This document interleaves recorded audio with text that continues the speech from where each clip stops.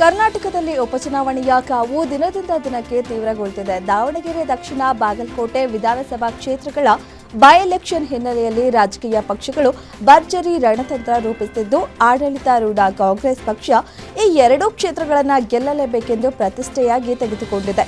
ಆದರೆ ದಾವಣಗೆರೆ ದಕ್ಷಿಣ ಉಪಚುನಾವಣೆ ಕಣದಲ್ಲಿ ಅಲ್ಪಸಂಖ್ಯಾತ ಮತ ಬ್ಯಾಂಕ್ ಈ ಬಾರಿ ರಾಜಕೀಯ ಲೆಕ್ಕಾಚಾರವನ್ನು ಬುಡಮೇಲು ಮಾಡುವ ಎಲ್ಲಾ ಸಾಧ್ಯತೆ ಎದುರಾಗಿದೆ.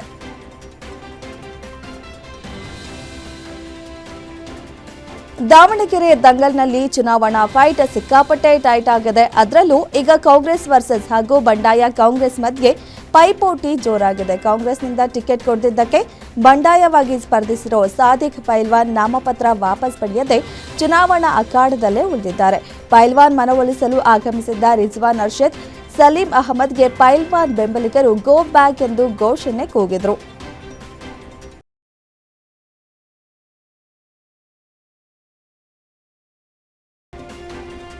ಡಿಕೆಶಿ ಹಾಗೂ ಮುನಿರತ್ನ ನಡುವೆ ಮತ್ತೆ ರೇಪಿಸ್ಟ್ ಫೈಟ್ ಶುರುವಾಗಿದೆ. ವಿಧಾನಸಭೆಯಲ್ಲಿ ಇಬ್ಬರ ನಡುವೆ ಜಟಾಪಟಿ ಜೋರಾಗಿತ್ತು. ಬೆಂಗಳೂರು ಅಭಿವೃದ್ಧಿ ಬಗ್ಗೆ ಮಾತಾಡ್ತಿದ್ದ ವೇಳೆ ಡಿಕೆಶಿ ಮುನಿರತ್ನ ಅವರನ್ನ ಕೆಣಕಿದ್ರು. ಅಶೋಕ್ಗೆ ಹೇಗೆ ಏಡ್ಸ್ ಇಂಜೆಕ್ಷನ್ ಚುಚ್ಚಿದ್ರು ಎಂದು ಎಫ್ಐಆರ್ ಇದೆ ಎಂದು ಡಿಕೆಶಿ ಮತ್ತೊಮ್ಮೆ ಹೇಳಿದ್ರು. ಇದಕ್ಕೆ ಮಧ್ಯಪ್ರವೇಶಿಸಿದ ಮುನಿರತ್ನ, ಏನೇನು ಆರೋಪ ಇದೆಯೋ ಎಲ್ಲ ಹೇಳ್ಬಿಡಿ, ಅಲ್ಲದೆ ನನ್ನ ಮೇಲಿನ ಆರೋಪ ಇವರು ಮಾಡಿದ ಪಾಪದ ಕೆಲಸ. ನನ್ನ ಜೈಲಿಗೆ ಕಳುಹಿಸಿದ್ದೆ ಡಿಕೆ ಶಿವಕುಮಾರ್, ಅವರಿಗೂ ಮಕ್ಕಳಿದ್ದಾರೆ, ಮಾತಾಡೋದು ಬಿಡ್ಲಿ ಎಂದರು. ವಿಧಾನಸಭೆಯಲ್ಲೂ ಐಪಿಎಲ್ ಸದ್ದು ಜೋರಾಗಿತ್ತು. ನಮಗೂ ಟಿಕೆಟ್ ಕೊಡಿಸಿ ಅಂತ ಶಾಸಕರು ಸ್ಪೀಕರ್ ಬಳಿ ಮನವಿ ಮಾಡಿದ್ರು. ವಿರೋಧ ಪಕ್ಷದ ನಾಯಕ ಆರ್ ಅಶೋಕ್ ಸೇರಿದಂತೆ ಹಲವು ಶಾಸಕರು ತಮಗೆ ಕೇವಲ ಒಂದು ಟಿಕೆಟ್ ನೀಡಲಾಗಿದ್ದು, ಪಂದ್ಯಗಳ ಸಮಯದಲ್ಲಿ ಸರಿಯಾದ ಆಸನ ಸೌಲಭ್ಯಗಳನ್ನು ಒದಗಿಸಿಲ್ಲ ಎಂದು ಆರೋಪಿಸಿದರು. ಇದೇ ವೇಳೆ ಕಾಂಗ್ರೆಸ್ ಶಾಸಕ ವಿಜಯಾನಂದ ಕಾಶಪ್ಪನವರ್ ಕ್ರೀಡಾಂಗಣದಲ್ಲಿ ಶಾಸಕರಿಗೆ ಪ್ರತ್ಯೇಕ ಲಾಂಜ್ ಬೇಕು ಎಂದು ಒತ್ತಾಯಿಸಿದರು.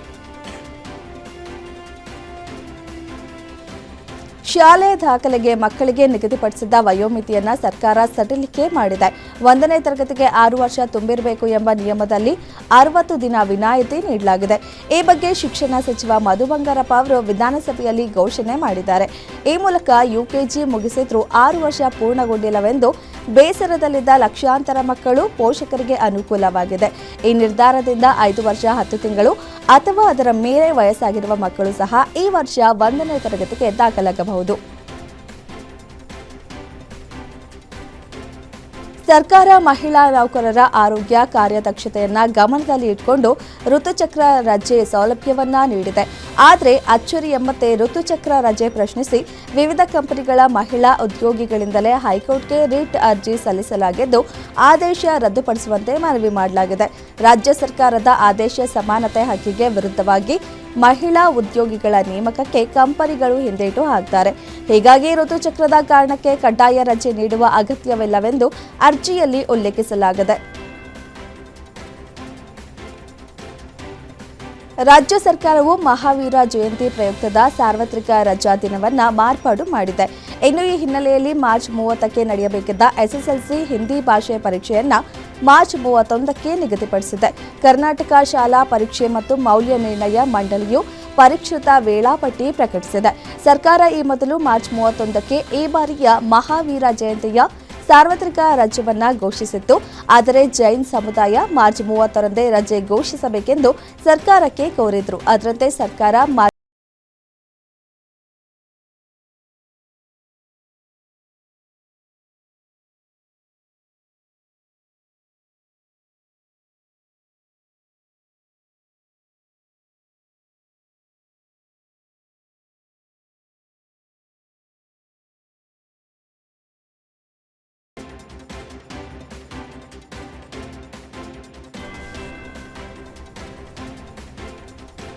ಬೆಂಗಳೂರನ್ನೇ ಬೆಚ್ಚಿ ಬೀಳಿಸುವ ಭಯಾನಕ ಘಟನೆಯೊಂದು ಬೆಳಕಿಗೆ ಬಂದಿದೆ. ಬಾಮೈದನನ್ನೇ ಕೊಲೆ ಮಾಡಿ ಕಾರಿನ ಡಿಕ್ಕಿಯಲ್ಲಿಟ್ಟ ಭಾವ ಪೊಲೀಸರಿಗೆ ಶರಣಾಗಿದ್ದಾನೆ.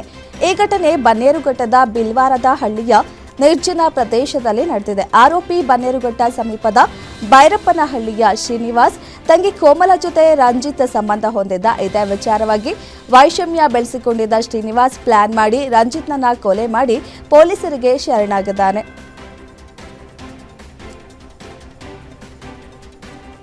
ಮೂವರು ಪುಟ್ಟ ಮಕ್ಕಳೊಂದಿಗೆ ತಾಯಿ ಬಾವಿಗೆ ಹಾರಿರುವ ಘನಘೋರ ಘಟನೆ ವಿಜಯಪುರ ಜಿಲ್ಲೆಯ ಇಂಡಿ ತಾಲೂಕಿನ ಮಿರಗಿ ಗ್ರಾಮದಲ್ಲಿ ನಡೆದಿದೆ. ಮೃತ ದುರ್ದೈವಿ ತಾಯಿ 28 ವರ್ಷದ ರಾಜಶ್ರೀ ಶಂಕರಪ್ಪ ಹಳ್ಳೂರು ತನ್ನ ಮೂವರು ಮಕ್ಕಳಾದ ಅನುಶ್ರೀ ತನ್ನ ಸಂತೋಷ್ನೊಂದಿಗೆ ಬಾವಿಗೆ ಹಾರಿ ಸಾವನ್ನಪ್ಪಿದ್ದಾಳೆ. ಇಂಡಿ ಗ್ರಾಮೀಣ ಪೊಲೀಸ್ ಠಾಣಾ ವ್ಯಾಪ್ತಿಯಲ್ಲಿ ಘಟನೆ ನಡೆದಿದ್ದು, ಘಟನೆ ಬಗ್ಗೆ ಇನ್ನೂ ನಿಖರ ಕಾರಣ ತಿಳಿದು ಬಂದಿಲ್ಲ. ಆರ್ಟಿಸಿ ಬಸ್ ಹೊತ್ತಿ ಉರಿದಿರುವ ಘಟನೆ ಬೆಂಗಳೂರಿನ ರಾಜಾಜಿನಗರದಲ್ಲಿ ನಡೆದಿದೆ. ಬೆಂಕಿ ರಭಸಕ್ಕೆ ಬಸ್ ಸಂಪೂರ್ಣ ಸುಟ್ಟು ಕರಕಲಾಗಿದೆ. ಸ್ಥಳಕ್ಕೆ ಆಗಮಿಸಿದ ಅಗ್ನಿಶಾಮಕ ಸಿಬ್ಬಂದಿ ಬೆಂಕಿ ನಂದಿಸಿದ್ರು. ಬಸ್ಗೆ ಬೆಂಕಿ ಬಿದ್ದಿರೋದ್ರಿಂದ ಲೂಲು ಮಾಲ್ ರಸ್ತೆಯಲ್ಲಿ ಫುಲ್ ಟ್ರಾಫಿಕ್ ಜಾಮ್ ಉಂಟಾಗಿತ್ತು. ಇಂದು ಶ್ರೀರಾಮನವಮಿ ಹಬ್ಬದ ಅಂಗವಾಗಿ ಗ್ರೇಟರ್ ಬೆಂಗಳೂರು ಪ್ರಾಧಿಕಾರ ಮಹತ್ವದ ಸಾರ್ವಜನಿಕ ಸೂಚನೆಯನ್ನು ಹೊರಡಿಸಿದೆ. ಇಂದು ನಗರದಾದ್ಯಂತ ಮಾಂಸ ಮಾರಾಟವನ್ನು ಸಂಪೂರ್ಣವಾಗಿ ನಿಷೇಧಿಸಲಾಗಿದೆ. ಈ ಕುರಿತು ಪ್ರಾಧಿಕಾರದ ಪಶು ಸಂಗೋಪನಾ ಇಲಾಖೆ ಕಟ್ಟುನಿಟ್ಟಿನ ಆದೇಶ ಹೊರಡಿಸಿದೆ. ಎಲ್ಲಾ ಕಸಾಯಿಖಾನೆಗಳನ್ನು ಇಂದು ಮುಚ್ಚುವಂತೆ ಜಿಬಿಎ ಆದೇಶ ಹೊರಡಿಸಿದ್ದು, ಮಾಂಸ ಮಾರಾಟ ಮಾಡುವ ಅಂಗಡಿಗಳು ಹಾಗೂ ಔಟ್ಲೆಟ್ಗಳಲ್ಲಿ ಯಾವುದೇ ರೀತಿಯ ಮಾರಾಟಕ್ಕೆ ಅವಕಾಶ ಇರುವುದಿಲ್ಲ ಎನ್ನಲಾಗಿದೆ. ಮಧ್ಯಪ್ರಾಚ್ಯದಲ್ಲಿ ಯುದ್ಧ ನಡೆಯುತ್ತಿರುವ ಹಿನ್ನೆಲೆ ನಯಾರಾ ಪೆಟ್ರೋಲ್ ಬಂಕ್ಗಳಲ್ಲಿ ಪ್ರತಿ ಲೀಟರ್ ಪೆಟ್ರೋಲ್ಗೆ ₹5, ಡೀಸೆಲ್ಗೆ ₹3 ಹೆಚ್ಚಳವಾಗಿದೆ. ನಯಾರಾ ಬಂಕ್ಗಳಲ್ಲಿ ಪೆಟ್ರೋಲ್ ಬೆಲೆ 103ರಿಂದ 108ಕ್ಕೆ ಏರಿದೆ. ಡೀಸೆಲ್ ಬೆಲೆ 91ರಿಂದ 94ಕ್ಕೆ ತಲುಪಿದೆ. ಇದಕ್ಕೂ ಮುಂಚೆ ಶೆಲ್ ಕಂಪನಿಯ ಬಂಕ್ಗಳಲ್ಲಿ ಸಹ ಇದೇ ರೀತಿ ಬೆಲೆ ಏರಿಕೆ ಕಂಡುಬಂದಿತ್ತು. ಖಾಸಗಿ ಪೆಟ್ರೋಲ್ ಕಂಪನಿಗಳು ಮಾತ್ರ ಈ ಬದಲಾವಣೆ ಮಾಡಿವೆ. ಮಧ್ಯಪ್ರಾಚ್ಯದಲ್ಲಿ ನಡೆಯುತ್ತಿರುವ ಸಂಘರ್ಷದ ಪರಿಣಾಮವಾಗಿ ಜಗತ್ತಿನಾದ್ಯಂತ ಇಂಧನ ಕೊರತೆ ಉಂಟಾಗಿದೆ. ಭಾರತದಲ್ಲಿಯೂ ತೈಲದ ಕೊರತೆ ಇದೆ ಎಂಬ ಸುದ್ದಿಯನ್ನು ಕೇಂದ್ರ ಸರ್ಕಾರ ಅಲ್ಲಗಳೆದಿದ್ದು, ತೈಲ ಪೂರೈಕೆಯ ಕುರಿತು ಮಾಹಿತಿ ಹಂಚಿಕೊಂಡಿದೆ. ರಾಜ್ಯದ ಎಲ್ಲಾ ಜಿಲ್ಲೆಗಳಲ್ಲಿ ಸಾಕಷ್ಟು ಪೆಟ್ರೋಲ್, ಡೀಸೆಲ್ ಸಂಗ್ರಹ ಲಭ್ಯವಿದೆ. ಚಿಲ್ಲರೆ ಮಾರಾಟ ಮಳಿಗೆಗಳಿಗೆ ಸರಬರಾಜು ಸರಾಗವಾಗಿ ನಡೆಯುತ್ತಿದೆ ಎಂದು ಇಂಡಿಯನ್ ಆಯಿಲ್ ಕಾರ್ಪೊರೇಷನ್ ಲಿಮಿಟೆಡ್ ತಿಳಿಸಿದೆ. ಕೊಲ್ಲಿ ಯುದ್ಧದ ಎಫೆಕ್ಟ್ ಭಾರತದ ಮೇಲೂ ಬಿದ್ದಿದ್ದು, ತೈಲ ಕೊರತೆ ಹೆಚ್ಚಾಗಿದೆ. ಅದರಿಂದ ಬಂಕ್ಗಳಲ್ಲಿ ಪೆಟ್ರೋಲ್ ಸಿಗದೆ ವಾಹನ ಸವಾರರು ಪರದಾಡ್ತಿದ್ದಾರೆ. ಓಪನ್ ಇರೋ ಬಂಕ್ಗಳಲ್ಲಿ ನಾ ಮುಂದು ತಾ ಮುಂದು ಅಂತ ಮುಗಿಬಿದ್ದು ಪೆಟ್ರೋಲ್ ಹಾಕಿಸಿಕೊಳ್ತಿದ್ದಾರೆ. ಬೆಳಗ್ಗೆಯಿಂದ ಮನೆ ಕೆಲಸವನ್ನೆಲ್ಲ ಬಿಟ್ಟು ಪೆಟ್ರೋಲ್ಗೆ ಕ್ಯೂ ನಿಲ್ಲೋ ಪರಿಸ್ಥಿತಿ ಎದುರಾಗಿದೆ. ಪೆಟ್ರೋಲ್ ಸಿಗಲ್ಲ ಅಂತ ವದಂತಿ ಹಿನ್ನೆಲೆ ಜನ ಕಂಗಾಲಾಗಿದ್ದಾರೆ. ಅಲ್ಲದೆ ಕೆಲ ಬಂಕ್ಗಳಲ್ಲಿ ಪೆಟ್ರೋಲ್, ಡೀಸೆಲ್ ಇಲ್ಲದೆ ನೋ ಸ್ಟಾಕ್ ಬೋರ್ಡ್ಗಳೇ ಎದ್ದು ಕಾಣ್ತಿವೆ. ಪೆಟ್ರೋಲ್ ಸಿಗ್ತಿಲ್ಲ ಅಂತ ವಾಹನ ಸವಾರರು ಒಂದ್ ಕಡೆ ಪರದಾಡ್ತಿದ್ರೆ, ಎತ್ತ ಮನೆಯಲ್ಲಿ ಅಡುಗೆ ಮಾಡೋಕೆ ಗ್ಯಾಸ್ ಇಲ್ಲ ಅಂತ ಜನ ಪರದಾಡ್ತಿದ್ದಾರೆ. ಬೆಳಗ್ಗೆ ಸೂರ್ಯ ಹುಟ್ಟೋಕು ಮುಂಚೆಯೇ ಏಜೆನ್ಸಿಗಳ ಮುಂದೆ ಬಂದು ಸಿಲಿಂಡರ್ಗಾಗಿ ಕ್ಯೂ ನಿಲ್ತಿದ್ದಾರೆ. ಸಿಲಿಂಡರ್ ಬೆಲೆ ಜಾಸ್ತಿ ಆದ್ರೂ ಪರವಾಗಿಲ್ಲ, ಸಿಕ್ಕರೆ ಸಾಕು ಅಂತ ಹೇಳ್ತಿದ್ದಾರೆ. ಈ ಟೆನ್ಷನ್ ನಡುವೆ ಖುಷಿ ಸುದ್ದಿಯೊಂದು. ಮಂಗಳೂರಿಗೆ ಎಲ್ಪಿಜಿ ಹೊತ್ತು ಅಪೋಲೋ ಓಷನ್ ಹಡಗು ಆಗಮಿಸಿದೆ. ಸುಮಾರು 7,600 ಮೆಟ್ರಿಕ್ ಟನ್ ಎಲ್ಪಿಜಿಯನ್ನ ಕತಾರ್ನಿಂದ ಹೊತ್ತು ತಂದಿದೆ. ಇರಾನ್ ಅಮೆರಿಕ ಯುದ್ಧದಿಂದ ಮಧ್ಯಪ್ರಾಚ್ಯ ಅಷ್ಟೇ ಅಲ್ಲದೆ ಭಾರತದ ಮೇಲೂ ಹೆಚ್ಚಿನ ಪರಿಣಾಮ ಬೀರಿದೆ. ದೇಶದಲ್ಲಿ ಸಿಲಿಂಡರ್ ಗ್ಯಾಸ್, ಪೆಟ್ರೋಲ್, ಡೀಸೆಲ್ ಸಿಗದೆ ಜನ ಪರದಾಡ್ತಿದ್ದಾರೆ. ಅದರಿಂದ ಪ್ರಧಾನಿ ನರೇಂದ್ರ ಮೋದಿ ಇಂದು ಎಲ್ಲಾ ರಾಜ್ಯಗಳ ಮುಖ್ಯಮಂತ್ರಿಗಳ ಜೊತೆ ಸಭೆ ನಡೆಸಲಿದ್ದಾರೆ. ವಿಡಿಯೋ ಕಾನ್ಫರೆನ್ಸ್ ಮೂಲಕ ಸಿಎಂಗಳ ಜೊತೆ ಮುಂದೆ ಕೈಗೊಳ್ಳಬೇಕಾದ ಮುಂಜಾಗ್ರತಾ ಕ್ರಮಗಳ ಕುರಿತು ಚರ್ಚಿಸಲಿದ್ದಾರೆ. ಮಾರ್ನಿಂಗ್ ಕನ್ಸಲ್ಟ್ ವಿಶ್ವದ ಅತ್ಯಂತ ವಿಶ್ವಾಸಾರ್ಹ ಮತ್ತು ಜನಪ್ರಿಯ ನಾಯಕರ ಪಟ್ಟಿಯನ್ನ ಬಿಡುಗಡೆ ಮಾಡಿದೆ. ಗ್ಲೋಬಲ್ ಲೀಡರ್ ಅಪ್ರೂವಲ್ ರೇಟಿಂಗ್ ಟ್ರ್ಯಾಕ್ಟರ್ನಲ್ಲಿ ಭಾರತದ ಪ್ರಧಾನಿ ನರೇಂದ್ರ ಮೋದಿ ಮೊದಲನೇ ಸ್ಥಾನವನ್ನು ಪಡೆದಿದ್ದಾರೆ. 68% ಜನ ಮೋದಿಯವರ ಮೇಲೆ ನಂಬಿಕೆಯನ್ನ ಇಟ್ಕೊಂಡಿದ್ದಾರೆ ಎನ್ನುತ್ತದೆ ಈ ಸಮೀಕ್ಷೆಯ ವರದಿ. ಜ್ವರ ಮತ್ತು ಸೋಂಕು ಹಿನ್ನೆಲೆ ಕಾಂಗ್ರೆಸ್ ನಾಯಕಿ ಸೋನಿಯಾ ಗಾಂಧಿ ಅವರನ್ನ ದೆಹಲಿಯ ಸರ್ ಗಂಗಾ ರಾಮ್ ಆಸ್ಪತ್ರೆಗೆ ದಾಖಲಿಸಲಾಗಿತ್ತು. ಸದ್ಯ ಅವರ ಆರೋಗ್ಯ ಸ್ಥಿರವಾಗಿದ್ದು, ಇನ್ನು ಕೆಲ ದಿನಗಳ ಕಾಲ ಆಸ್ಪತ್ರೆಯಲ್ಲೇ ಚಿಕಿತ್ಸೆ ನೀಡಲಾಗುವುದು ಎಂದು ಆಸ್ಪತ್ರೆ ಅಧ್ಯಕ್ಷ ಡಾಕ್ಟರ್ ಅಜಯ್ ಸ್ವರೂಪ್ ಹೇಳಿದ್ದಾರೆ. ಕೇಂದ್ರ ಸರ್ಕಾರದ ವಿದೇಶಾಂಗ ನೀತಿ ಮತ್ತು ಪಶ್ಚಿಮ ಏಷ್ಯಾ ಬಿಕ್ಕಟ್ಟಿನ ಕುರಿತು ಪ್ರಧಾನಿ ಮೋದಿ ನೇತೃತ್ವದ ಸರ್ಕಾರದ ನಿಲುವನ್ನು ಎಐಎಂಐಎಂ ಮುಖ್ಯಸ್ಥ ಅಸಾದುದ್ದೀನ್ ಓವೈಸಿ ಕಟುವಾಗಿ ಟೀಕಿಸಿದ್ದಾರೆ. ಈ ಬಗ್ಗೆ ಸಂದರ್ಶನವೊಂದರಲ್ಲಿ ಮಾತನಾಡಿದ ಓವೈಸಿ, ಪಶ್ಚಿಮ ಏಷ್ಯಾದಲ್ಲಿ ನಡೆಯುತ್ತಿರುವ ಸಂಘರ್ಷಗಳ ಬಗ್ಗೆ ಭಾರತ ಸರ್ಕಾರವು ಸಂಸತ್ತಿನಲ್ಲಿ ಪೂರ್ಣ ಪ್ರಮಾಣದ ಚರ್ಚೆಯನ್ನ ನಡೆಸುತ್ತಿಲ್ಲ ಎಂದು ಓವೈಸಿ ದೂರಿದ್ದಾರೆ. ಆಂಧ್ರಪ್ರದೇಶ ಪೊಲೀಸರು ವಿವಿಧ ರಾಜ್ಯಗಳಲ್ಲಿ ಕಾರ್ಯಾಚರಣೆ ನಡೆಸಿ ಭಯೋತ್ಪಾದಕ ಸಂಘಟನೆಗಳ ಜೊತೆ ಸಂಪರ್ಕ ಹೊಂದಿದ್ದ 12 ಜನರನ್ನ ಬಂಧಿಸಿದ್ದಾರೆ. ಬಂಧಿತರಲ್ಲಿ ಆಂಧ್ರದ 3 ಸೇರಿದ್ದು ಅವರನ್ನ ಮೊಹಮ್ಮದ್ ರಹಮತುಲ್ಲಾ, ಶರೀಫ್ ಮಿರ್ಜಾ, ಸುಹೈಲ್ ಬೇಗ್ ಮತ್ತು ಮೊಹಮ್ಮದ್ ಡ್ಯಾನಿಶ್ ಎಂದು ಗುರುತಿಸಲಾಗಿದೆ. ಈ 3 ಉಗ್ರಗಾಮಿ ಸಿದ್ಧಾಂತದ ಪ್ರಚಾರ ನಿಷೇಧಿತ ಭಯೋತ್ಪಾದಕ ಸಂಘಟನೆಗಳ ಜೊತೆ ಸಂಪರ್ಕದಲ್ಲಿ ಇದ್ದಾರೆ ಎಂದು ಆರೋಪಿಸಲಾಗಿದೆ. ಲಂಡನ್ಗೆ ಹೊರಟಿದ್ದ ಏರ್ ಇಂಡಿಯಾ ವಿಮಾನವು ತಾಂತ್ರಿಕ ದೋಷದ ಹಿನ್ನೆಲೆ ದೆಹಲಿಗೆ ಹಿಂತಿರುಗಿದೆ. ವಿಮಾನವು ಸುಮಾರು 7 ಗಂಟೆಗಳ ಕಾಲ ಆಕಾಶದಲ್ಲೇ ಹಾರಾಡಿದೆ. ವಿಮಾನ ಸಂಖ್ಯೆ AI311 ಆಗಿದ್ದು ಏರ್ಬಸ್ A350-90 ಮಾದರಿಯ ವಿಮಾನವನ್ನು ಬಳಸಲಾಗಿತ್ತು. ದೆಹಲಿಯಿಂದ ಟೇಕ್ ಆಫ್ ಆದ ವಿಮಾನ ಸೌದಿ ಅರೇಬಿಯಾ ಆಕಾಶದ ಮೇಲೆ ಹಾರುತ್ತಿರುವಾಗ ವಿಚಿತ್ರವಾದ ಶಬ್ದ ಕೇಳಿಸಿದೆ. ಇದರಿಂದಾಗಿ ಪೈಲಟ್ ವಾಪಸ್ ದೆಹಲಿಗೆ ಹಿಂತಿರುಗುವ ನಿರ್ಧಾರ ತೆಗೆದುಕೊಂಡಿದ್ದು ದೆಹಲಿ ವಿಮಾನ ನಿಲ್ದಾಣಕ್ಕೆ ಸುರಕ್ಷಿತವಾಗಿ ಇಳಿದಿದೆ. ಸುಮಾರು 50 ಪ್ರಯಾಣಿಕರನ್ನ ಹೊತ್ತೊಯ್ಯುತ್ತಿದ್ದ ಬಸ್ ಸಾರಿಗೆ ಬೋಟ್ ಏರುವ ವೇಳೆ ನದಿಗೆ ಉರುಳಿ ಬಿದ್ದ ಪರಿಣಾಮ ಕನಿಷ್ಠ 23 ಜನರು ಸಾವನ್ನಪ್ಪಿರುವ ಘಟನೆ ಬಾಂಗ್ಲಾದೇಶದ ರಾಜಧಾನಿಯಲ್ಲಿ ನಡೆದಿದೆ. ನೈಋತ್ಯ ಜಿಲ್ಲೆ ರಾಜ್ಬರಿಯಿಂದ ಪ್ರಯಾಣಿಸುತ್ತಿದ್ದ ಬಸ್ ಸಾರಿಗೆ ಬೋಟ್ ಏರುವಾಗ ಅಪಘಾತ ಸಂಭವಿಸಿದೆ. ಹಲವಾರು ಪ್ರಯಾಣಿಕರು ಬಸ್ ಕಿಟಕಿಯಿಂದ ತಪ್ಪಿಸಿಕೊಳ್ಳುವಲ್ಲಿ ಯಶಸ್ವಿಯಾದರೆ ಬಹುತೇಕರು ಒಳಗಡೆಯೇ ಲಾಕ್ ಆಗಿ ಸಾವನ್ನಪ್ಪಿದ್ದಾರೆ. ಇನ್ನು ಕೆಲವರು ನಾಪತ್ತೆಯಾಗಿದ್ದಾರೆ. ಪಶ್ಚಿಮ ಏಷ್ಯಾ ಬಿಕ್ಕಟ್ಟಿನ ಕುರಿತು ನಡೆದ ಸರ್ವಪಕ್ಷ ಸಭೆಯಲ್ಲಿ ವಿದೇಶಾಂಗ ಸಚಿವ ಎಸ್ ಜೈಶಂಕರ್ ಭಾರತವು ಜಾಗತಿಕ ರಾಜಕೀಯದಲ್ಲಿ ಮಧ್ಯವರ್ತಿ ರಾಷ್ಟ್ರವಾಗಿ ಕಾರ್ಯನಿರ್ವಹಿಸಲು ಸಾಧ್ಯವಿಲ್ಲ ಎಂದು ಸ್ಪಷ್ಟಪಡಿಸಿದರು. ಅಮೆರಿಕ ಇರಾನ್ ಸಂಧಾನದಲ್ಲಿ ಪಾಕಿಸ್ತಾನದ ಪಾತ್ರದ ಬಗ್ಗೆ ವಿರೋಧ ಪಕ್ಷಗಳು ಕಳವಳ ವ್ಯಕ್ತಪಡಿಸಿದ ಹಿನ್ನೆಲೆಯಲ್ಲಿ ಅವರು ಈ ಹೇಳಿಕೆ ನೀಡಿದ್ದಾರೆ. ದೇಶದಲ್ಲಿ ಪೆಟ್ರೋಲಿಯಂ ಮತ್ತು ಎಲ್ಪಿಜಿ ಪೂರೈಕೆ ಸಂಪೂರ್ಣವಾಗಿ ಸುರಕ್ಷಿತ ಮತ್ತು ನಿಯಂತ್ರಣದಲ್ಲಿದೆ. 60 ದಿನಕ್ಕೆ ಬೇಕಾಗುವಷ್ಟು ಕಚ್ಚಾ ತೈಲ ಭಾರತದ ಬಳಿ ಇದೆ ಎಂದು ಮತ್ತೆ ಕೇಂದ್ರ ಸರ್ಕಾರ ಸ್ಪಷ್ಟಪಡಿಸಿದೆ. ಅನಗತ್ಯ ಭೀತಿಯನ್ನ ಸೃಷ್ಟಿಸುವ, ದಾರಿ ತಪ್ಪಿಸುವ ಮತ್ತು ತಪ್ಪು ಮಾಹಿತಿ ಕಡೆಗೆ ಗಮನ ಕೊಡಬೇಡಿ ಎಂದು ಸರ್ಕಾರ ಮನವಿ ಮಾಡಿದೆ. ಇರಾನ್ನಿಂದ ನಾವು ಕಚ್ಚಾ ತೈಲವನ್ನ ಖರೀದಿಸಿಲ್ಲ ಎಂದು ರಿಲಯನ್ಸ್ ಇಂಡಸ್ಟ್ರೀಸ್ ಸ್ಪಷ್ಟನೆ ಪಡಿಸಿದೆ. ಇರಾನ್ ಮೂಲದ ಕಚ್ಚಾ ತೈಲವನ್ನ ಖರೀದಿಸಿರುವುದಾಗಿ ಆರೋಪಿಸಿರುವ ಮಾಧ್ಯಮ ವರದಿಗಳನ್ನು ನಿರಾಕರಿಸಿದ ರಿಲಯನ್ಸ್ ಇಂಡಸ್ಟ್ರೀಸ್ ಈ ಹೇಳಿಕೆಗಳನ್ನು ಆಧಾರರಹಿತ ಮತ್ತು ದಾರಿ ತಪ್ಪಿಸುವಂತಿದೆ ಎಂದು ಹೇಳಿದೆ. ರಿಲಯನ್ಸ್ ಇಂಡಸ್ಟ್ರೀಸ್ ಲಿಮಿಟೆಡ್ ಕಂಪನಿಯು ಇರಾನ್ ಮೂಲದ ಕಚ್ಚಾ ತೈಲವನ್ನ ಖರೀದಿಸಿದೆ ಎಂಬ ಇತ್ತೀಚಿನ ಮಾಧ್ಯಮ ವರದಿಗಳನ್ನು ಸ್ಪಷ್ಟವಾಗಿ ತಿರಸ್ಕರಿಸಿದೆ.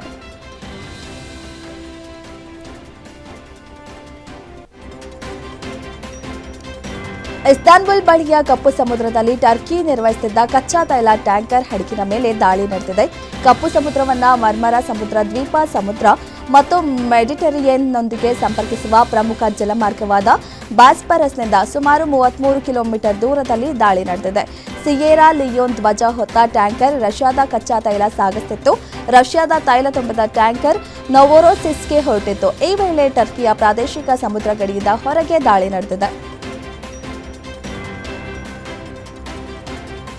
ತೈಲ ಬಿಕ್ಕಟ್ಟು ನಿವಾರಿಸುವ ನಿಟ್ಟಿನಲ್ಲಿ ಕೊನೆಗೂ ಇರಾನ್ನಿಂದ ಭಾರತಕ್ಕೆ ಗುಡ್ ನ್ಯೂಸ್ ಸಿಕ್ಕಿದೆ. ಭಾರತ ಸೇರಿದಂತೆ ಮಿತ್ರ ರಾಷ್ಟ್ರಗಳ ಹಡಗುಗಳು ಹಾರ್ಮೋಜ್ ಜಲಸಂಧಿಯ ಮೂಲಕ ಸಾಗಲು ಇರಾನ್ ಅನುಮತಿ ನೀಡಿದೆ ಎಂದು ಇರಾನ್ನ ವಿದೇಶಾಂಗ ಸಚಿವ ಅಬ್ಬಾಸ್ ಅರಗ್ಚಿ ಹೇಳಿದ್ದಾರೆ. ಇರಾನ್, ಇಸ್ರೇಲ್, ಅಮೆರಿಕ ಸಂಘರ್ಷದ 28ನೇ ದಿನದಂದು ಭಾರತಕ್ಕೆ ನಿರ್ಣಾಯಕ ರಿಲೀಫ್ ಸಿಕ್ಕಿದೆ. ಯುದ್ಧದ ನಡುವೆಯೂ ಭಾರತ, ಚೀನಾ, ರಷ್ಯಾ, ಇರಾಕ್, ಪಾಕಿಸ್ತಾನದ ಹಡಗುಗಳಿಗೆ ಹಾರ್ಮೋಜ್ ಜಲಸಂಧಿಯ ಮೂಲಕ ಸುರಕ್ಷಿತವಾಗಿ ಸಾಗಲು ಇರಾನ್ ಅನುಮತಿ ನೀಡಿದೆ. ಇದರ ಮಧ್ಯೆ ಕತಾರ್ನಿಂದ 17,000 ಮೆಟ್ರಿಕ್ ಟನ್ ಎಲ್ಪಿಜಿ ಇರುವ ಅಪೋಲೋ ಓಷನ್ ಹೆಸರಿನ ಹಡಗು ಮಂಗಳೂರಿಗೆ ಆಗಮಿಸಿದೆ. ಪಶ್ಚಿಮ ಏಷ್ಯಾದಲ್ಲಿ ಯುದ್ಧ ತೀವ್ರಗೊಂಡಿದ್ದು ಇರಾನ್ ಈಗಾಗಲೇ ಹಾರ್ಮೋಜ್ ಜಲಸಂಧಿಯನ್ನ ಮುಚ್ಚಿದೆ. ಇದೀಗ ಮತ್ತೊಂದು ಬೆದರಿಕೆ ಹಾಕಿದ್ದು ಅಮೆರಿಕ ಹಾಗೂ ಇಸ್ರೇಲ್ ಕಾರ್ಗ್ ಸೇರಿದಂತೆ ತನ್ನ ದ್ವೀಪಗಳ ಮೇಲೆ ದಾಳಿ ಮಾಡುವ ಮೂಲಕ ಯುದ್ಧವನ್ನ ತೀವ್ರಗೊಳಿಸಿದ್ರೆ ಸುಯೇಜ್ ಕಾಲುವೆಯ ಕಡೆಗೆ ಸಮುದ್ರ ಸಂಚಾರವನ್ನ ನಿಯಂತ್ರಿಸುವ ಕಿರಿದಾದ ಜಲಮಾರ್ಗವಾದ ಬಾಬ್ ಅಲ್ ಮಂಡೇಬ್ ಜಲಸಂಧಿಯನ್ನ ನಿರ್ಬಂಧಿಸುವುದಾಗಿ ಇರಾನ್ ಹೇಳಿದೆ. ಇರಾನ್ ಅಮೆರಿಕದ F-35 lightning II fighter jet ಅನ್ನು ಯಶಸ್ವಿಯಾಗಿ ಹೊಡೆದು ಉರುಳಿಸುವುದಾಗಿ ಹೇಳಿತ್ತು. ಅದಾದ ಕೆಲವು ದಿನಗಳ ನಂತರ ಇರಾನ್ ಈಗ ಚಾಬಹಾರ್ ಬಳಿ F-18 ಯುದ್ಧ ವಿಮಾನಗಳನ್ನು ಗುರಿಯಾಗಿಸಿಕೊಂಡಿರುವುದಾಗಿ ಹೇಳಿಕೊಂಡಿದೆ. ಅಲ್ಲದೆ ತಮ್ಮ ಕಾರ್ಯಾಚರಣೆಯ ವಿಡಿಯೋವನ್ನು ಕೂಡ ಇರಾನ್ ಹಂಚಿಕೊಂಡಿದೆ. ರಕ್ಷಣಾ ಖರೀದಿ ಮಾತುಕತೆಯ ಭಾಗವಾಗಿ ಭಾರತಕ್ಕೆ ಈ ಹಿಂದೆ ನೀಡಲಾಗಿದ್ದ ಜೆಟ್ಗಳಲ್ಲಿ F-18 ಕೂಡ ಒಂದು. ಇಂಡಿಯನ್ ಆಯಿಲ್ ಕಾರ್ಪೊರೇಷನ್ ಸುಮಾರು 8 ವರ್ಷಗಳಲ್ಲಿ ಮೊದಲ ಬಾರಿಗೆ ಇರಾನ್ನಿಂದ ದ್ರವೀಕೃತ ಪೆಟ್ರೋಲಿಯಂ ಅನಿಲವನ್ನು ಖರೀದಿಸಿದೆ. ಸಂಸ್ಕರಣಾಗಾರವು ತನ್ನ ಸರ್ಕಾರಿ ಸ್ವಾಮ್ಯದ ಕಂಪನಿಗಳಾದ ಭಾರತ ಪೆಟ್ರೋಲಿಯಂ ಮತ್ತು ಹಿಂದೂಸ್ತಾನ್ ಪೆಟ್ರೋಲಿಯಂ ಜೊತೆ ಸಾಗಣೆಯನ್ನ ಹಂಚಿಕೊಳ್ಳುತ್ತದೆ ಎಂದು ಮೂಲಗಳನ್ನು ಆಧರಿಸಿ ಮಾಧ್ಯಮವೊಂದು ವರದಿ ಮಾಡಿದೆ. ಅಮೆರಿಕ ಅಧ್ಯಕ್ಷ ಡೊನಾಲ್ಡ್ ಟ್ರಂಪ್ ಹಾಗೂ ಇರಾನ್ ನಡುವೆ ವಾದ ಪ್ರತಿವಾದ ನಡೆಯುತ್ತಲೇ ಇದೆ. ಟ್ರಂಪ್ ಇರಾನ್ ಜೊತೆ ಕದನ ವಿರಾಮದ ಪ್ರಸ್ತಾಪವಿಟ್ಟಿರುವುದಾಗಿ ಹೇಳಿದ್ರು.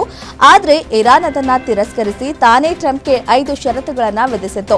ಇರಾನ್ ಬಗ್ಗೆ ದಿನಕ್ಕೊಂದು ನಿಲುವು ಘೋಷಿಸುತ್ತಿರುವ ಟ್ರಂಪ್ ಇದೀಗ ಹೊಸ ವರಸೆ ಶುರು ಮಾಡಿದ್ದಾರೆ. ಇರಾನ್ನ ಸುಪ್ರೀಂ ನಾಯಕನಾಗಬೇಕೆಂದು ನನ್ನ ಒತ್ತಾಯ ಮಾಡಲಾಗಿತ್ತು, ಆದರೆ ನಾನೇ ನೋ ಥ್ಯಾಂಕ್ಸ್ ಅಂತ ಹೇಳಿದೆ ಎಂದು ಶಾಕಿಂಗ್ ಹೇಳಿಕೆ ನೀಡಿದ್ದಾರೆ. ಅಮೆರಿಕ ಅಧ್ಯಕ್ಷ ಡೊನಾಲ್ಡ್ ಟ್ರಂಪ್ ಅವರು ಇರಾನ್ ಜೊತೆ ನಡೆಸುತ್ತಿರುವ ಮಾತುಕತೆಯಲ್ಲಿ ತಾನು ಭಾಗಿಯಾಗಿಲ್ಲ, ಇರಾನ್ ಮೇಲಿನ ತನ್ನ ದಾಳಿ ಮುಂದುವರೆದಿದೆ ಎಂದು ಹೇಳಿದ್ದ ಇರಾನ್ ಸರ್ಕಾರ ಇದೀಗ ನಾಳೆ ಟ್ರಂಪ್ ಏಕಪಕ್ಷೀಯ ಕದನ ವಿರಾಮ ಸಾರಬಹುದು ಎಂಬ ಆತಂಕದಲ್ಲಿದೆ ಎಂದು ಗೊತ್ತಾಗಿದೆ. ಹಾಗೊಂದು ವೇಳೆ ಟ್ರಂಪ್ ಕದನ ವಿರಾಮ ಘೋಷಿಸಿದ್ರು ಇಸ್ರೇಲ್ ಸುಮ್ಮನಿರಲ್ಲ, ತನ್ನ ಪಾಡಿಗೆ ತಾನು ದಾಳಿ ಮುಂದುವರಿಸುವ ಸಾಧ್ಯತೆ ಇದೆ ಎಂದು ಹೇಳಿದ್ದಾರೆ. ಕಳೆದ 27 ದಿನಗಳಿಂದ ನಡೆಯುತ್ತಿರುವ ಮಧ್ಯಪ್ರಾಚ್ಯ ಸಂಘರ್ಷವು ಎಲ್ಲಾ ಮಿತಿಗಳನ್ನು ಮೀರಿದೆ. ತಕ್ಷಣವೇ ಯುದ್ಧದಲ್ಲಿ ಭಾಗಿಯಾಗಿರುವ ಎಲ್ಲಾ ರಾಷ್ಟ್ರಗಳು ಹಿಂದೆ ಸರಿಯಬೇಕು ಎಂದು ವಿಶ್ವಸಂಸ್ಥೆಯ ಪ್ರಧಾನ ಕಾರ್ಯದರ್ಶಿ ಆಂಟೋನಿಯೋ ಗುಟೆರಸ್ ಅವರು ಆಗ್ರಹಿಸಿದ್ದಾರೆ. ನಿರೀಕ್ಷಿಸಿದ್ದಕ್ಕಿಂತ ಹೆಚ್ಚಿನ ಮಟ್ಟದಲ್ಲಿ ಸಂಘರ್ಷ ನಡೆಯುತ್ತಿದೆ. ಇದು ಭಾರೀ ಹಾನಿ ತಂದೊಡ್ಡುವ ಎಲ್ಲಾ ಸಾಧ್ಯತೆಗಳಿವೆ. ಶಾಂತಿ ಸ್ಥಾಪನೆಗಾಗಿ ಹಿರಿಯ ರಾಯಭಾರಿಯನ್ನ ನೇಮಿಸಲಾಗುವುದು ಎಂದು ಘೋಷಿಸಿದರು.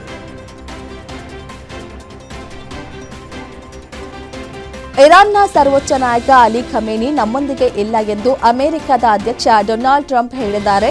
ಶ್ವೇತಭವನದಲ್ಲಿ ಮಾತನಾಡಿದ ಅವರು, ಆ ಹುಚ್ಚನನ್ನ ನಾವು ನಿಲ್ಲಿಸಬೇಕಾಗಿತ್ತು, ಆ ಸರ್ವೋಚ್ಚ ನಾಯಕ ನಮ್ಮೊಂದಿಗೆ ಇಲ್ಲ, ಇದು ತುಂಬಾ ದುಃಖಕರವಾದ ವಿಚಾರ ಎಂದು ತಿಳಿಸಿದ್ರು.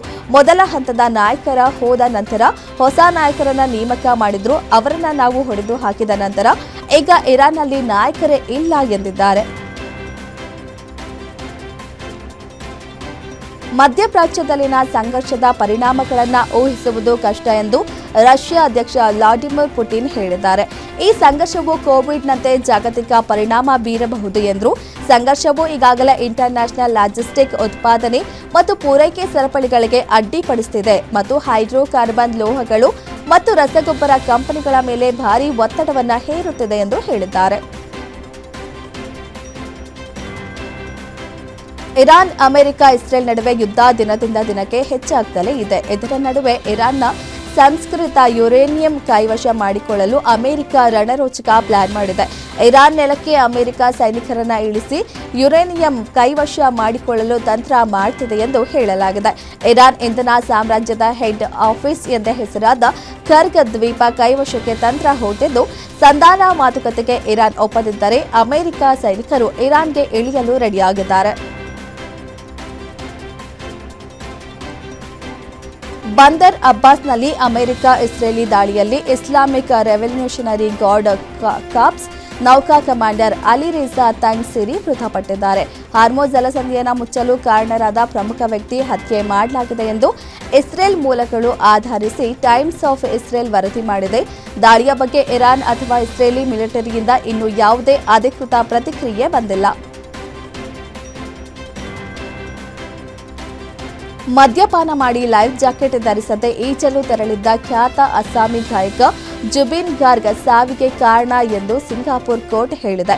ಈ ಮೂಲಕ ಹಲವು ತಿಂಗಳುಗಳಿಂದ ಚರ್ಚೆಯಲ್ಲಿದ್ದ ವದಂತಿಗಳಿಗೆ ಕೋರ್ಟ್ ಬ್ರೇಕ್ ಹಾಕಿದೆ. ಸಿಂಗಾಪುರ ಪೊಲೀಸ್ ಕೋಸ್ಟ್ ಗಾರ್ಡ್ ನಡೆಸಿದ ತನಿಖೆಯ ಬಳಿಕ ಈ ಸಾವು ದುರದೃಷ್ಟಕರ ಮುಳುಗುವಿಕೆ ಎಂದು ತೀರ್ಮಾನಿಸಲಾಗಿದೆ ಎಂದು ವರದಿಯಾಗಿದೆ. ಬೆಂಗಳೂರಿನಲ್ಲಿ ಆರ್ಸಿಬಿ ಮತ್ತು ಸನ್ರೈಸರ್ಸ್ ಹೈದರಾಬಾದ್ ನಡುವೆ ಪಂದ್ಯ ನಾಳೆ ಆರಂಭವಾಗಲಿದೆ. ಕಳೆದ ವರ್ಷ ಆರ್ಸಿಬಿ ವಿಜಯೋತ್ಸವದ ವೇಳೆ ಬೆಂಗಳೂರಿನಲ್ಲಿ ಸಂಭವಿಸಿದ ಕಾಲ್ತುಳಿತ ದುರಂತದಲ್ಲಿ 11 ಜನರ ಸಾವಿನ ಹಿನ್ನೆಲೆಯಲ್ಲಿ ಬಿಸಿಸಿಐ ಈ ಬಾರಿ ಉದ್ಘಾಟನಾ ಸಮಾರಂಭ ರದ್ದುಗೊಳಿಸಿದೆ. ಮೃತರಿಗೆ ಗೌರವಾರ್ಥವಾಗಿ ಈ ನಿರ್ಧಾರ ಕೈಗೊಳ್ಳಲಾಗಿದೆ.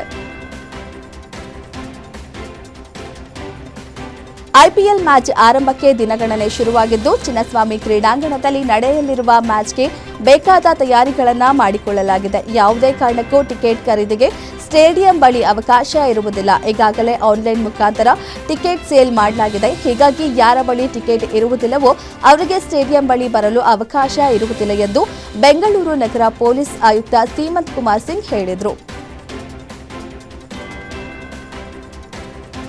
ಐಪಿಎಲ್ 2026ರ ಉದ್ಘಾಟನಾ ಪಂದ್ಯಕ್ಕೆ ಚಿನ್ನಸ್ವಾಮಿ ಸ್ಟೇಡಿಯಂ ಸಜ್ಜಾಗಿದೆ. ನಾಳೆ ನಡೆಯಲಿರುವ ಪಂದ್ಯದ ಹಿನ್ನೆಲೆಯಲ್ಲಿ ಬೆಂಗಳೂರು ಪೊಲೀಸರು ಭದ್ರತಾ ಸಂಬಂಧಿತ ಸಿದ್ಧತೆಗಳನ್ನು ತೀವ್ರಗೊಳಿಸಿದ್ದಾರೆ. ಅನಾಹುತಗಳನ್ನು ತಡೆಯುವ ನಿಟ್ಟಿನಲ್ಲಿ ಇಂದು ಎನ್ಎಸ್ಜಿ ಪಡೆ ಜೊತೆ ಮಾಕ್ ಡ್ರಿಲ್ ನಡೆಯಲಿದೆ. ಪ್ರೇಕ್ಷಕರ ಸುರಕ್ಷತೆಗಾಗಿ ನಿರ್ಬಂಧಿತ ವಸ್ತುಗಳ ಪಟ್ಟಿ ಬಿಡುಗಡೆ ಮಾಡಲಾಗಿದ್ದು, ಕಟ್ಟುನಿಟ್ಟಿನ ಕ್ರಮಗಳನ್ನು ಕೈಗೊಳ್ಳಲಾಗಿದೆ. ಕ್ರಿಕೆಟ್ ಪ್ರೇಮಿಗಳು ಕಾಯ್ತಿದ್ದ ಐಪಿಎಲ್ ಮ್ಯಾಚ್ ನಾಳೆ ಶುರುವಾಗ್ತಿದ್ದು, ಮೊಟ್ಟಮೊದಲ ಮ್ಯಾಚ್ ಆರ್ಸಿಬಿ ವರ್ಸಸ್ ಎಸ್ಆರ್ಎಚ್ ನಡುವೆ ನಡೆಯಲಿದೆ. ಇದಕ್ಕೆ ಬೇಕಾದ ತಯಾರಿಗಳು ಕೂಡ ಬಿರುಸಿನಿಂದ ಸಾಗಿದೆ. ಕಳೆದ ಬಾರಿ ಆರ್ಸಿಬಿ ಸಂಭ್ರಮಾಚರಣೆ ವೇಳೆ ಆಗಿದ್ದ ಅವಘಡಗಳು ಮತ್ತೆ ಮರುಕಳಿಸಬಾರದು ಎಂಬ ಕಾರಣದಿಂದಾಗಿ ಈ ಬಾರಿ ಹೆಚ್ಚಿನ ಮುಂಜಾಗ್ರತಾ ಕ್ರಮವನ್ನು ಕೈಗೊಳ್ಳಲಾಗಿದ್ದು, ಚಿನ್ನಸ್ವಾಮಿ ಸ್ಟೇಡಿಯಂ ಬಳಿ 2,000ಕ್ಕೂ ಅಧಿಕ ಸಿಬ್ಬಂದಿಯನ್ನ ಭದ್ರತಾ ದೃಷ್ಟಿಯಿಂದ ನಿಯೋಜಿಸಲಾಗಿದೆ. ಐಪಿಎಲ್ 2026ರ ಉದ್ಘಾಟನಾ ಪಂದ್ಯಕ್ಕೆ ಬೆಂಗಳೂರಿನ ಚಿನ್ನಸ್ವಾಮಿ ಸ್ಟೇಡಿಯಂ ಸಿದ್ಧವಾಗಿದೆ. ನಾಳೆ ನಡೆಯುವ ಆರ್ಸಿಬಿ ಪಂದ್ಯಕ್ಕೆ ಮೆಟ್ರೋ ಸೇವೆ ವಿಸ್ತರಣೆ, ಟ್ರಾಫಿಕ್ ಮತ್ತು ಪಾರ್ಕಿಂಗ್ ನಿಯಮಗಳನ್ನು ಬೆಂಗಳೂರು ಪೊಲೀಸರು ಘೋಷಿಸಿದ್ದಾರೆ. ಅಭಿಮಾನಿಗಳು ಸುರಕ್ಷಿತವಾಗಿ ಪಂದ್ಯ ವೀಕ್ಷಿಸಲು ರಸ್ತೆ ನಿರ್ಬಂಧಗಳು, ಹೆಚ್ಚುವರಿ ಮೆಟ್ರೋ ರೈಲು ಸೇವೆಗಳು ಲಭ್ಯ. ದಟ್ಟಣೆ ತಪ್ಪಿಸಲು ಸಾರ್ವಜನಿಕ ಸಾರಿಗೆ ಬಳಸಿ ಸುಗಮ ಪ್ರಯಾಣ ಕೈಗೊಳ್ಳಬಹುದು. ನಾಳೆ 2026ನೇ ಸಾಲಿನ ಐಪಿಎಲ್ ಆವೃತ್ತಿ ಆರಂಭವಾಗುತ್ತಿದೆ. ಚಿನ್ನಸ್ವಾಮಿ ಸ್ಟೇಡಿಯಂ ಸುತ್ತಮುತ್ತ ನೋ ಪಾರ್ಕಿಂಗ್ ಇರಲಿದ್ದು, ಕೆಲವೆಡೆ ಪಾರ್ಕಿಂಗ್ ವ್ಯವಸ್ಥೆ ಮಾಡಲಾಗಿದೆ. ಕಳೆದ ವರ್ಷ ಜೂನ್ 4ರಂದು ಆರ್ಸಿಬಿ ವಿಜಯೋತ್ಸವದ ವೇಳೆ ಚಿನ್ನಸ್ವಾಮಿ ಸ್ಟೇಡಿಯಂ ಬಳಿ ಕಾಲ್ತುಳಿತ ಸಂಭವಿಸಿತ್ತು. ಹೀಗಾಗಿ ಈ ಬಾರಿ ಯಾವುದೇ ಲೋಪಗಳಾಗದಂತೆ ಪೊಲೀಸ್ ಇಲಾಖೆ ಹಾಗೂ ಸಂಚಾರಿ ಪೊಲೀಸರು ಕೆಲವು ಭದ್ರತಾ ನಿಯಮಗಳನ್ನು ಕೈಗೊಂಡಿದ್ದಾರೆ. ಬಿಸಿಸಿಐ ಮಾರ್ಚ್ 26ರಂದು ಗುರುವಾರ ಭಾರತ ಪುರುಷರ ಹಿರಿಯರ ತಂಡದ 2026-27ರ ತವರು ಸೀಸನ್ ವೇಳಾಪಟ್ಟಿಯನ್ನ ಪ್ರಕಟಿಸಿದೆ.